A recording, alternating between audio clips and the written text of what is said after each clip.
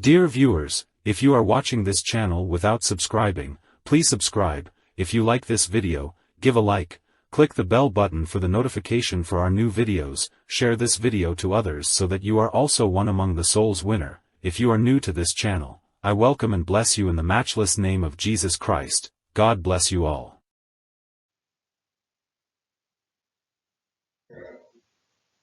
கர்த்தருக்குள் பிரியமானவர்களே, வேத வசனம், தியானம், ஜெபம் என்ற இந்த நிகழ்ச்சி மூலமாக உங்களை சந்திப்பதில் மிக்க மகிழ்ச்சி. ஹோப் ஃப்ரம் ஹெவன் சார்பாக அனைவருக்கும் இயேசு கிறிஸ்துவின் மதுரமான நாமத்தில் அன்பின் நல்வாழ்த்துக்கள். இந்த நாளிலும் ஞானத்தோடு கர்த்தரை கனம் செய் என்ற தலைப்பில் தியானிப்போம். ஞானம் இல்லாதவனை முட்டாள் என்றும், அறிவு இல்லாதவனை மிருகம் என்றும், இரண்டும் இல்லாதவனை ஜடம் என்றும் அழைக்கலாம். கர்த்தரை கனம் செய்தல் ஞானமுள்ள காரியம். அதை ஞானத்தோடு செய்ய வேண்டும். கர்த்தரை கனம் செய்தல் என்பது கர்த்தரிடம் பொருத்தனை செய்வது என்றும் பொருள் எடுத்துக் கொள்ளலாம். பொருத்தனை என்ற வார்த்தை புதிய ஏற்பாட்டில் இல்லாத வார்த்தை. மத்தேயு எழுதிய சுவிசேஷம் முதல் வெளிப்படுத்தின விசேஷம் வரை உள்ள அதிகாரங்களில் இந்த பொருத்தனை என்ற வார்த்தையை காண முடியாது. இப்படி இருக்கையில் ஏன் கர்த்தருக்கு பொருத்தனை செய்ய வேண்டும் என்று கேட்பவர்களும் உண்டு. லூக்கா எழுதின சுவிசேஷம் 17ஆம் அதிகாரத்தில் ஒரு நிகழ்வு உண்டு. அதில் 10 குஷ்டரோகம் உள்ளவர்கள் சுகமாகி ஒருவன் மட்டும் கர்த்தரிடம் திரும்பி வந்து உரத்த சத்தத்தோடே தேவனை மகிமைப்படுத்தி அவருடைய பாதத்தருகே முகங்குப்புற விழுந்து அவருக்கு ஸ்தோத்திரம் செலுத்தினான். கர்த்தர் அவரிடம், மற்ற 9 பேர் எங்கே என்றார். அந்த கேள்வியின் அர்த்தம் அவர்களுக்கு கனம் செய்ய மனமில்லையா என்றும் பொருள் கொள்ளலாம். நினைத்த காரியத்தை கர்த்தரிடம் சொல்லி, அதாவது அவருக்கு தெரியப்படுத்தி, இந்த காரியம் கர்த்தாவே உம் சித்தமாக இருந்து இந்த காரியத்தில் ஜெயம் கிடைத்தால் எப்போதும் உமது வார்த்தைகளுக்கு கீழ்ப்படிந்து உம்மை கனப்படுத்தி கொண்டு இருக்கிற நான் விசேஷமாக இப்படி கனப்படுத்துவேன் என்று கர்த்தரிடம் ஒப்பந்தம் போடுவதுதான் பொருத்தனை. சொல்லி சொன்னபடி கர்த்தரை கனப்படுத்துவது பொருத்தனை. சுகம் பெற்ற அந்த ஒரு குஷ்டரோகி சொல்லாமல் வந்து தன்னுடைய விசாலமான இருதயத்திலிருந்து கர்த்தரை கனப்படுத்துகிறான். சொல்லாமல் பெற்றுக்கொண்ட நன்மைக்காக கர்த்தரை கனப்படுத்த விசாலமான இருதயம், மனசு வேண்டும். பொருத்தனையை நிறைவேற்றுபவன் விவேகம் உள்ளவன். பொருத்தனையை நிறைவேற்றாதவன் முட்டாள், மூடன். கர்த்தரிடம் ஒப்பந்தம் போடும்போது ஞானத்தோடு பொருத்தனை செய்ய வேண்டும். 1 சாமுவேல் 1ஆம் அதிகாரம் 11ஆம் வசனத்திலே குழந்தை இல்லாத அன்னாள் கர்த்தரிடம் ஒரு பொருத்தனை பண்ணுகிறாள். கர்த்தாவே, நீர் எனக்கு ஒரு ஆண் குழந்தையை கொடுத்தால் அவன் உயிரோடு இருக்கும் சகல நாளும் நான் அவனை உனக்கு ஒப்பு கொடுப்பேன். அவன் தலையின் மேல் சவர கத்தி படுவதில்லை என்றாள். பிரியமானவர்களே, இந்த பொருத்தனையில் அன்னாளின் தேவையும், அதற்காக பொருத்தனை செய்த அன்னாள் பொருத்தனையாக கர்த்தருக்கு என்ன கொடுக்க போகிறாள் என்பதையும் நாம் அறிவோம். இது ஞானமுள்ள பொருத்தனை.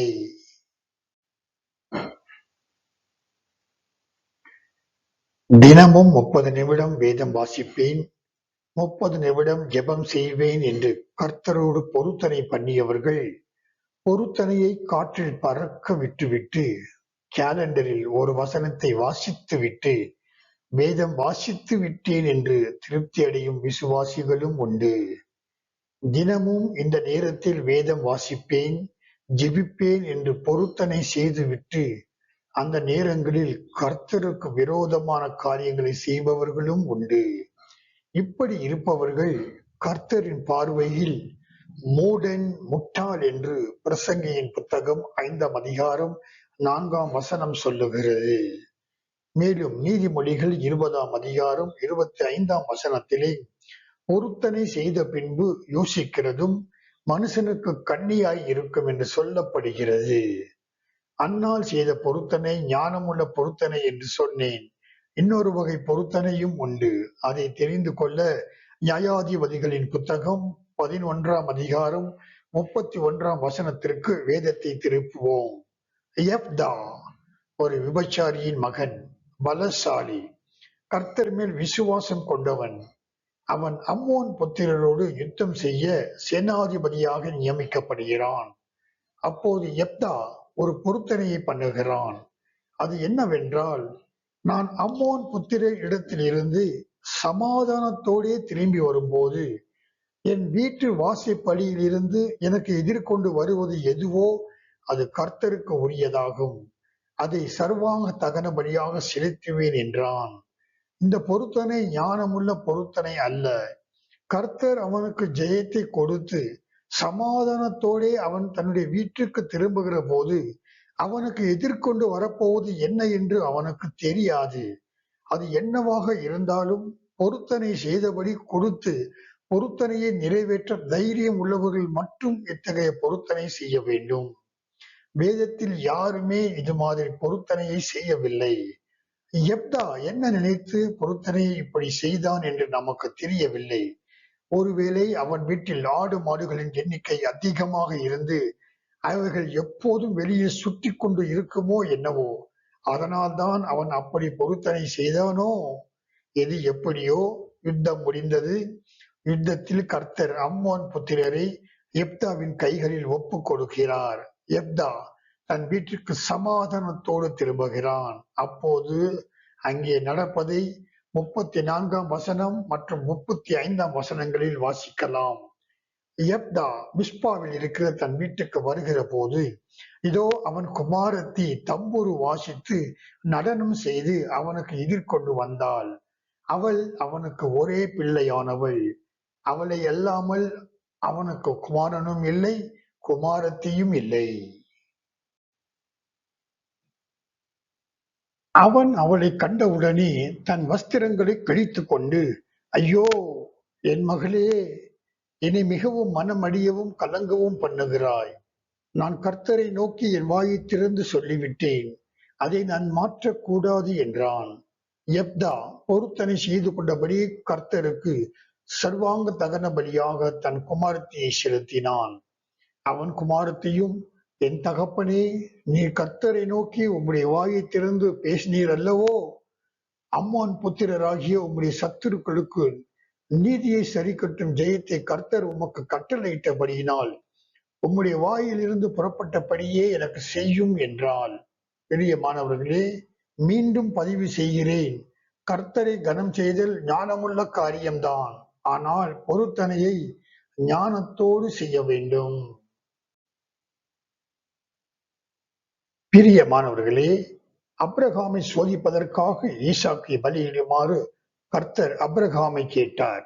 அப்ரகாம் சோதனையில் ஜெயம் கண்டான். கர்த்தர் ஈசாக்கை திருப்பி கொடுத்தார். ஆனால் யெப்தா தான் யுத்தத்தில் ஜெயம் பெற கர்த்தரிடம் பொருத்தனை செய்கிறான். பொருத்தனை என்பது அவரவர்களின் விருப்பத்தை பொறுத்தது.